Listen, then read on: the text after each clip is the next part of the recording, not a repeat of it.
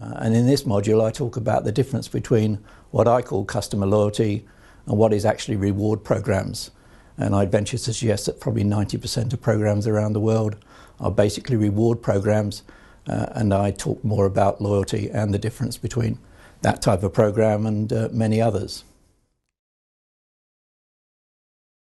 So a bit of light relief if we look at profitable relationships, and this is a little story that tends to highlight the type of problem I'm trying to explain. And this in fact is my dog. My dog's called Jake, and I have a relationship with my dog. If I say sit, he sits.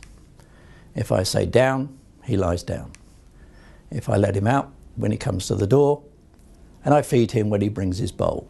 So there is some form of relationship, some sort of dialogue, albeit somewhat assumptive, but nevertheless we do tend to understand each other.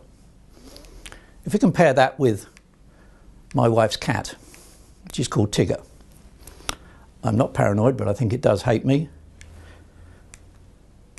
And a similar situation between me and Tigger, where I might ask him a question or say sit, and it stares. I say come here, it stares intensely. I say get off the couch, it yawns. I ask it what do you want, and it walks away.